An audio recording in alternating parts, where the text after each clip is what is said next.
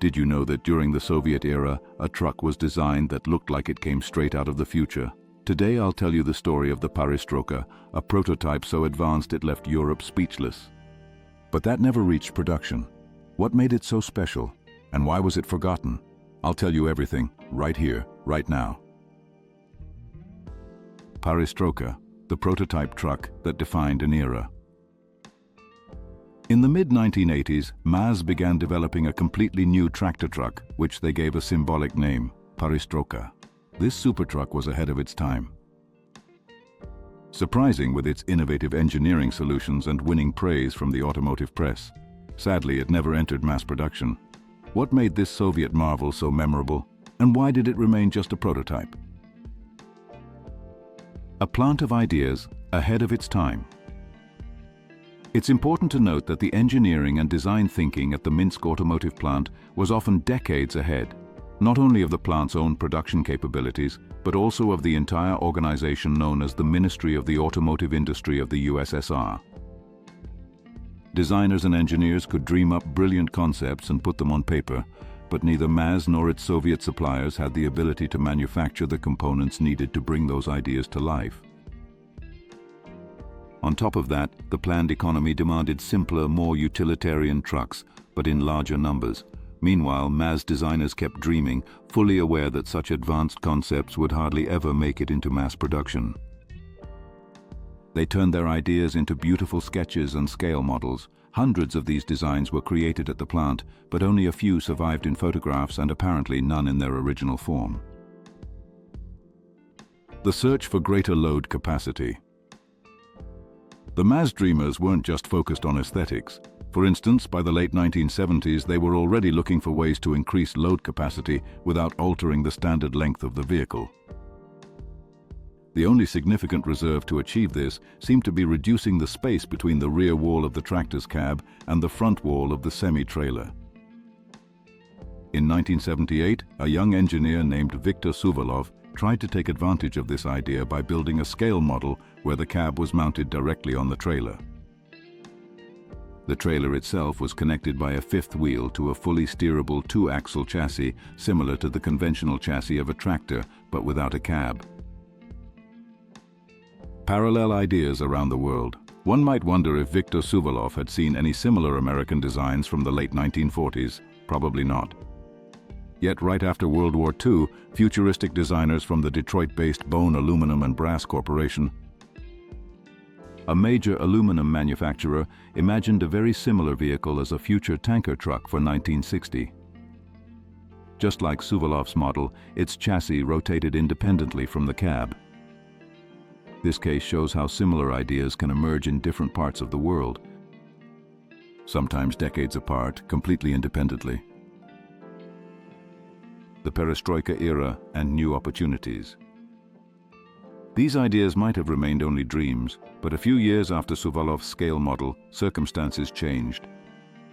By the mid-1980s, with the beginning of Perestroika under Gorbachev, Soviet industry, including the automotive sector, was encouraged to propose bold ideas and innovative projects.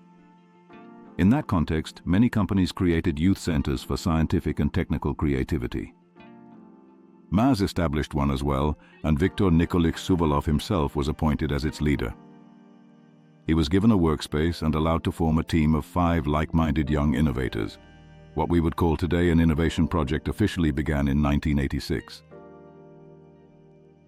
The chief designer's support and early progress. In a photo alongside Suvolov's model stands Mikhail Stepanovich Vysotsky, the plant's chief designer at the time, although not the direct author of the project. He advised the young team and, in modern terms, could be considered the executive producer of Paristroka, and a very effective one. It was Vysotsky who, at the end of May 1986, took the team's first results to Moscow to present them at an important conference evaluating the work of the youth innovation centers. He knew how to sell an idea to high-ranking officials. At first he presented several sketches. There were many, but here's just one example. At that time, the concept of biological design was only beginning to emerge.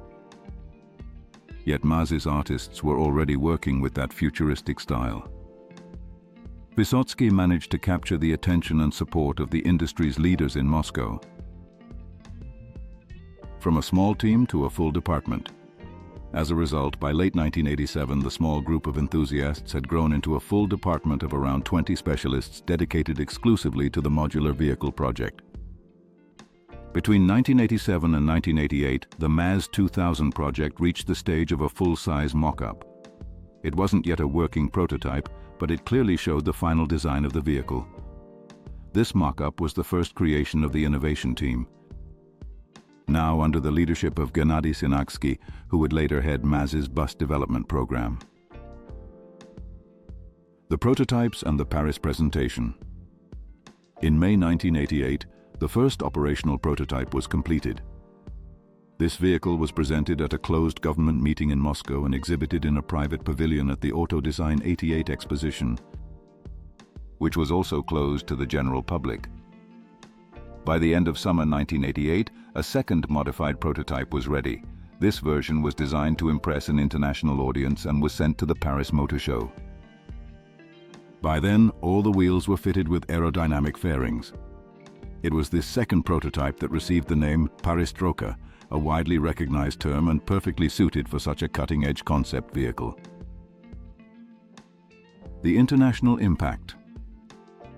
The MAZ-2000 covered much of the journey to France on its own, traveling from Minsk to the port of Riga for shipment, and then from the port of Antwerp to Paris.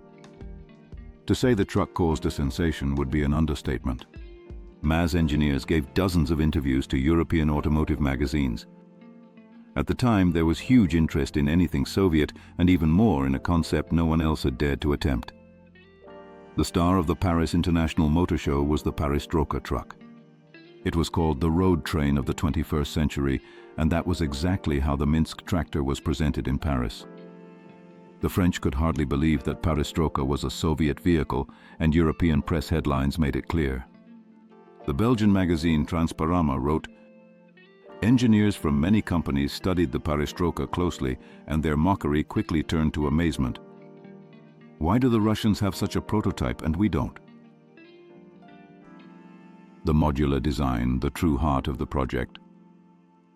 Contrary to popular belief, the main concept was not the flat-floor cab, but the modularity of the vehicle family. Different configurations could be assembled using interchangeable structural components. Since this modularity is hard to picture without images, let's break it down in more detail. Modules and structure of the Paristroka.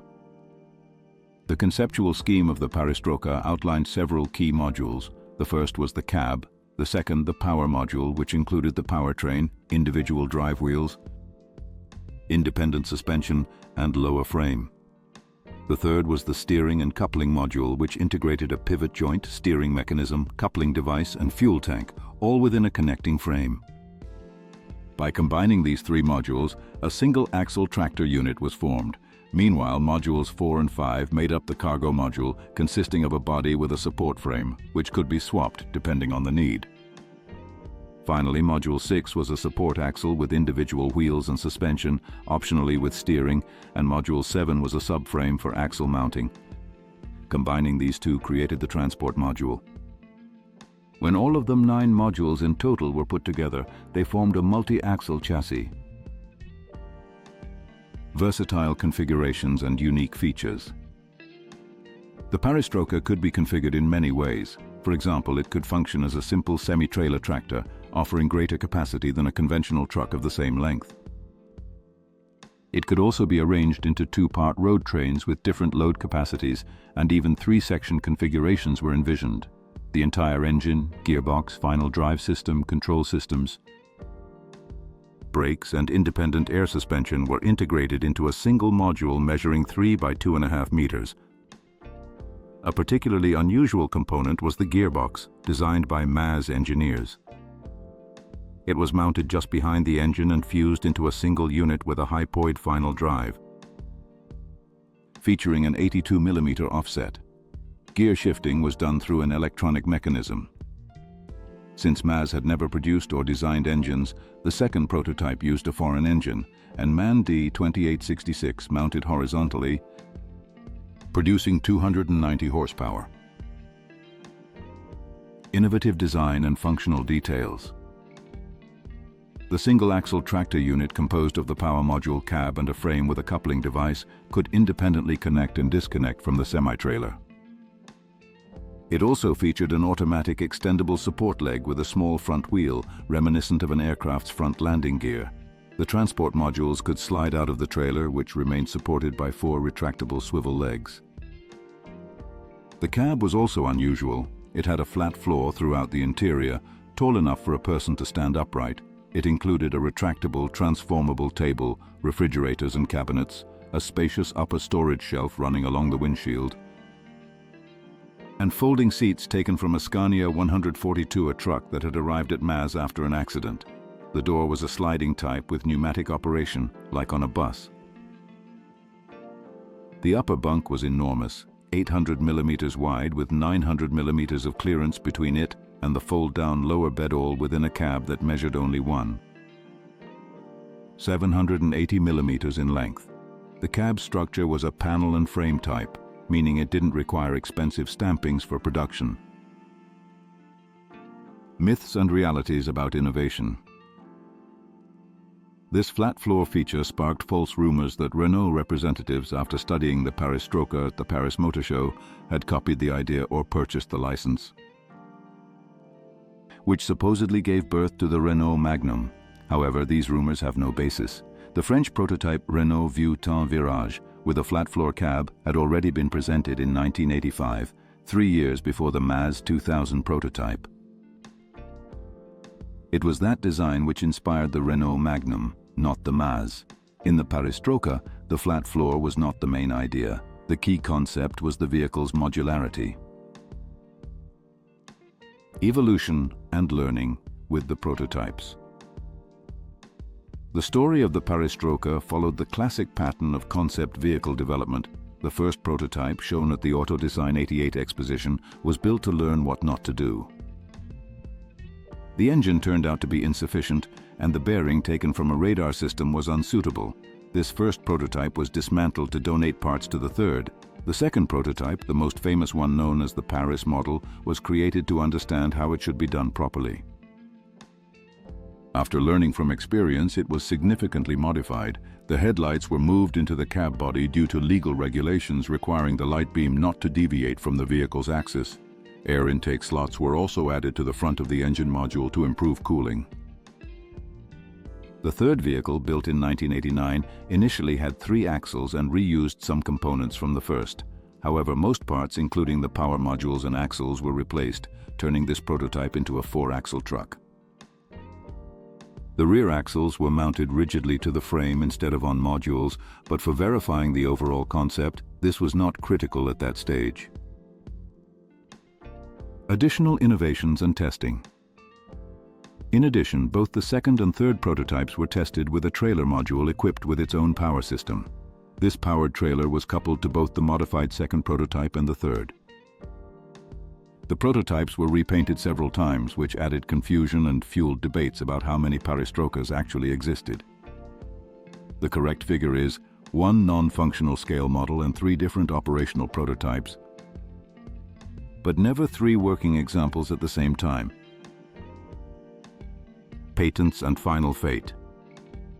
At the start of the 1990s, MAZ registered international patents for the Paristroka concept. The first US patent for a tractor truck was granted in June 1991, before the dissolution of the Soviet Union. The second, for an articulated vehicle, was issued in August 1992, after the USSR had collapsed.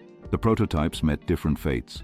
The first, the Moscow prototype, was dismantled for parts. The second, the famous Paris model, though modified, was abandoned and slowly covered by asphalt, remaining idle at the factory until at least 2006.